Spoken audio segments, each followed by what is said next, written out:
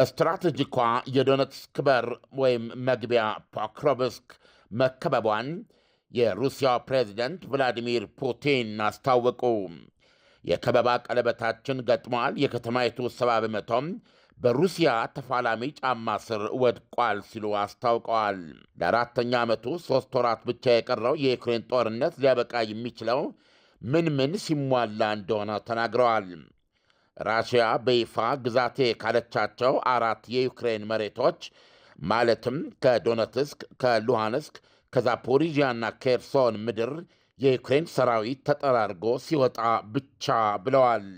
ተጠራርጎ መውጣቱን ዩክሬኖች ፈቅደው ሊያደርጉ ባይፈልጉም እኛ በጠመንጃችን እናደርገዋለን ብለዋል። ፑቲን አያይዘውም ጦራቸው በ1400 ኪሎ ሜትሩ የውጊያ ግንባር በሁሉም አቅጣጫ እርምጃው እየጨመረና እየፈጠነ መሆኑን አስገንዝበዋል። ይሁንና የዩክሬን ዋና የጦር አዛዥ ጄኔራል ሲሪሊስኪ የቭላዲሚር ፑቲንን የጦር ሜዳ ስዕል የሚያደበዝዝ መግለጫ ሰጥተዋል። እሳቸው እንደሚሉት የዩክሬን ሰራዊት የራሽያ ጦር በእህትማማች ወይም በመንታዎቹ ከተሞች ፖክሮቭስክና ሚርኖህራድ ላይ አዲስ ጥቃት ለማካሄድ ያደረገውን ሙከራ ጦራቸው በግረዋል። በዚህም የተነሳ ሩሲያ ተጠባባቂ ኃይሎችን ወደ ውጊያው በተጨማሪ ለማምጣት ተገዳለች ብለዋል።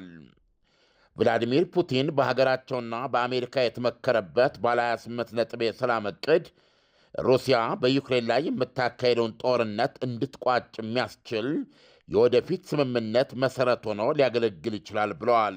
እሱ ሰነድ ዩክሬንን የማይዳኛት ከሆነም እንግዲያውስ ጠመንጃ ይዳኛታል ሲሉም አስጠንቀዋል። ፑቲን ኪርጊስታን ከተማ ውስጥ ትናንት ለጋዜጠኞች በሰጡት በዚህ መግለጫቸው የዩክሬንን አገዛዝ ምርጫ ቀቅሎ የበላ ሕገወጥ ነው ሲሉ ከቁም ነገር እንደማይጽፉት ገልጸዋል። አሁን ካሉት የዩክሬን አመራሮች ጋር የሚቋጠር ማንኛውም ውል ስሙኒ አያወጣም ብለዋል።